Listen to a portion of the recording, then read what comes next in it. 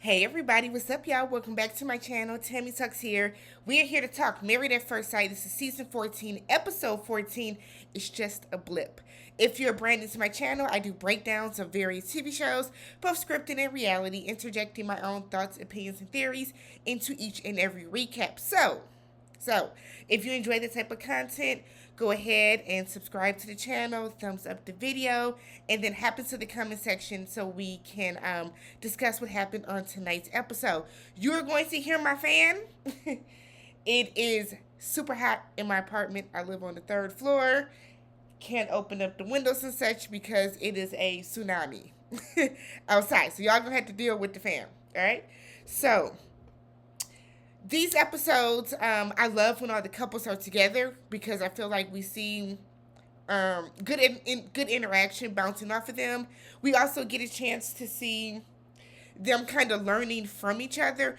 But for a YouTuber like me that breaks down every episode couple by couple, it's a little more difficult. So, um, I'm gonna probably be looking at my notes more often than not, so I can piece together all the different parts that I had to do in order to get a cumulative recap. So, patience. All right, y'all. Let's start with Olajuwon and Katina because why not? Why not? Everybody was awful this episode, but let's start with Olajuwon and Katina. So they're packing to go for the group trip. They are going to Vermont, and Olajuwon asked Katina if she's gonna be cooking for the whole group. And it's like, if you don't have nothing to say, we can really just pack in silence. We don't have to talk to fill the void. So when they get there, they are the last of the couples to get there. They're the last of the couples to get there. They're in this big, beautiful, like, what am I gonna call it? I'm gonna call it like a wood house, like just a big wooden, beautiful mansion in the woods, right? It's nice. It has all these bedrooms. You know, they always have like the typical little game room. It's supposed to be a nice time for everybody to kind of interact with one another one last time, as they are all couples, and then just kind of retreat and work on your own personal marriage. So the men are in the kitchen because they are supposed to be cooking. The women are hanging out in the hot tub. Olajuwon's not cooking. We see Olajuwon sitting to the side, telling him, "This is where I am the best. This is where I do the best. I help out the best right here. Shut your country ass up." Olajuwon gets on my last nerve. You did all this fussing and bitching about Katina not cooking and all this other type of stuff, and here you are now where the men are all supposed to be cooking. At least Michael and Mark were faking like they were cooking. The way Mark chopped that pepper was got like my nerves would have been so bad the way that he butchered that pepper trying to cut it. But it's like, Elijah, just shut up. Just shut up. So while the couples are talking after dinner, let's do this. After dinner or after the cooking, because Katina didn't really contribute much to the hot tub scenario, anyways. They're having this group dinner, and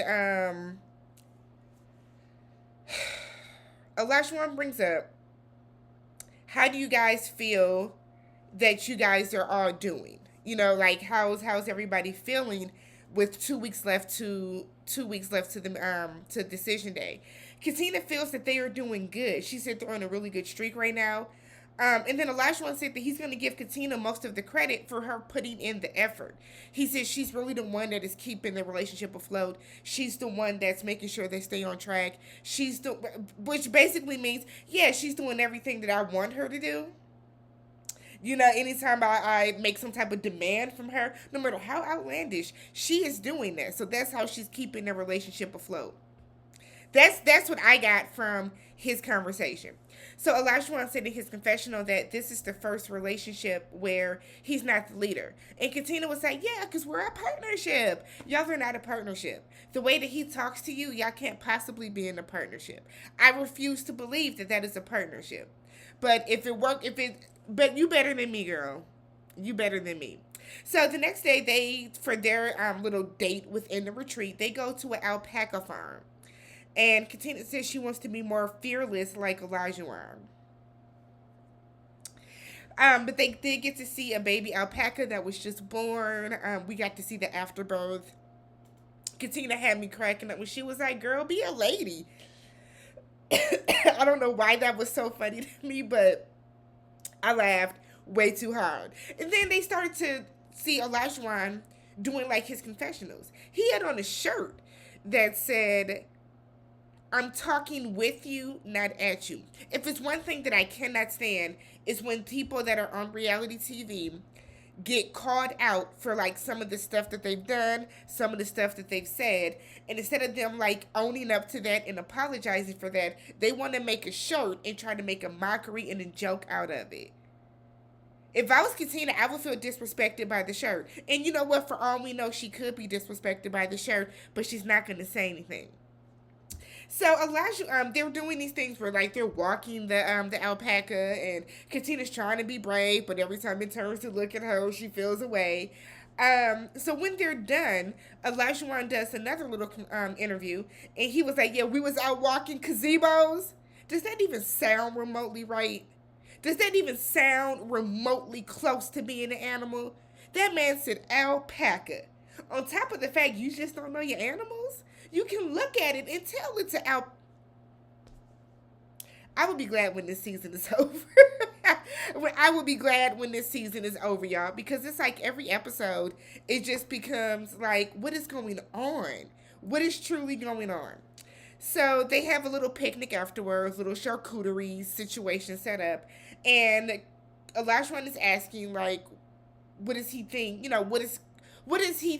He's asking Katina what does she think they need to do for the next 2 weeks. Katina says she wants to start having deeper conversations, and he was like, about what? She was like, just about the future. So Elijah wants, I've been thinking about something. I got something. And he's asked her how much time does she have left in school. She said 2 years. So he was like, but you want to have kids within 2 years. How are you going to be able to do both? And then she was like, I can do both. People do that all the time. I came from a single parent household. Like, it's very possible. It is very possible to have a career and have a family at the same time. But Olajuwon is living in the 1700s, so he doesn't understand that way of thinking. So he tells her, but yeah, that she would have to put her entire career on hold, and she's like, no, you won't have to do that. So he said that he sacrificed the first couple of years of his career so that he was able to, pay his house off. He was able to pay off all his student loan debt. He was very disciplined, sacrificed doing a lot of things. So now he's able to live good. He's at the point now that, whatever money is coming in from his paychecks, that he is able to like do whatever he wants with that, just have like, basic bills, cable, phone bill, whatever, car. But he's able to do that because of the sacrifices he's made. And kudos to you. You know what I mean? Whenever I hear people say that, yeah, I was able to pay off all this stuff and, now I sacrifice and now I'm living good. Great. Kudos to you. But what I really hate is when people flip it and judge others who have not paid off their student loan debt. You know what I mean? Like, why were you, like, what are we doing here? There is no timeline on when you have to graduate college, when you have to buy a house, when you have to do this. There's no timeline on that. And I feel like Olajuwon he puts everybody, like, he likes to judge people to make himself feel better about himself. And it's really annoying. So he tells her that she enjoyed herself the past 5 years and that she did it backwards. I said, wow. Not you did it backwards. So now it's getting disrespectful. So Katina was like, I didn't do it. He was like, he tried to clean it up and was like, but you didn't do it. There's nothing wrong with that. And she was like, I know what I'm capable of doing, and I'm able to have my career and have my, and start a family as well. Olajuwon said that in his confessional, he is not going to be taking care of a kid and someone else. So I guess Y'all correct me in the comments if I'm wrong. But what I got from that was Olajuwon saying, when you come into, because he made a point to say that he wants to make sure that Katina is good on her own and that he's not, having to cover everything for her. I feel like Olajuwon wants to go into this marriage 50-50.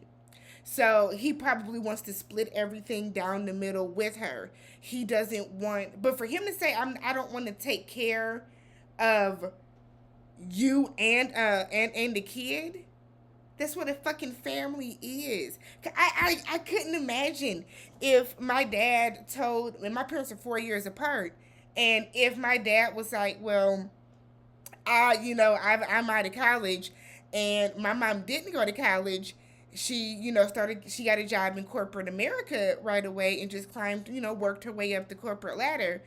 And if he was like, well, I don't want to take care of you and some kids, like, that just sounds stupid. That sounds stupid. So then he makes a point to say, I can go do whatever I want to now.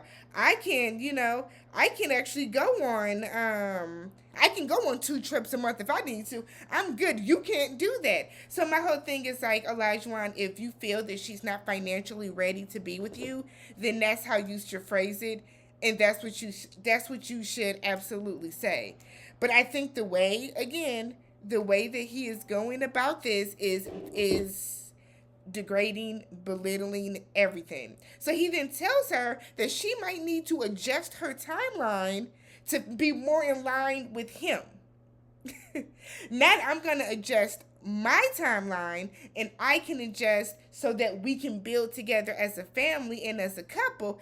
I want you to adjust what your timeline is. You make some sacrifices. You switch up the game and everything you've been doing to better align with me. He then tells her that she needs to think about her timeline and think about whether or not it works for him. I said, wow. Absolutely, totally wow. Just wow. I couldn't. They had a field day that Michael and Jasmine planned for everybody. They were playing dodgeball. Twitter went crazy with this. But they were playing dodgeball. Steve threw the shit out of that ball and hit Katina. And Katina fell like... Katina felt like she got shot. And it was so funny the way that everybody was like the memes that went on from it was such a dramatic fall. It was a very, very, very dramatic fall. Unnecessarily, mind you. But I thought that was super, super funny. They then later play a game called Most Likely, okay? And it was stuff like most likely to have cosmetic surgery, most likely to be the liar in the group. For most likely to be the liar in the group, Katina said, Jasmina, she was like, not that you lie, but I feel like if you were lying, I wouldn't know. And I was like, Katina, baby, sometimes Katina just, you can tell she just want to be in the conversation, because a lot of the stuff that she say don't always make sense. Katina just want to be in the conversation, and that's okay. That's perfectly fine. Perfectly fine. There was a question that was most likely to lie about your sex life to your friends. Olajuwon did this creepy laugh, and then was like, said that he would be the one to do it, and I was like, so basically what that told me is that y'all really are having sex on here, and y'all are lying about it. Bing. That's what I got from that. And then the next morning, when they are sitting around having breakfast, and they were talking about what they need within the next 2 weeks, what they've learned about each other so far, yada, yada, yada. Katina said that they just need to continue having the deeper conversations, the harder conversations. Olajuwon said they are for sure having those, and sometimes it's hard, and sometimes things kind of get out of control with it, but there's a lot of love there. So then everybody, oh, do you love her? And I'm like, y'all know damn well he don't love that girl. He don't love her. Katina is, I feel like Katina is a good trial run at marriage for Olajuwon. So now he can see how he needs to maneuver and what he can control when he does find somebody that he actually wants to be married to. That's how I felt about it. If I missed anything, put it down below in the comments. If you have not already subscribed to the channel, let me know what you guys thought about Olajuwon giving judging Katina for the timeline that she took within her life, and how he feels that he does not want to take care of a kid and another person, i.e., I don't want a family. Basically, I paid up for my bills. If you got bills, that's on you. Let's talk about it down below.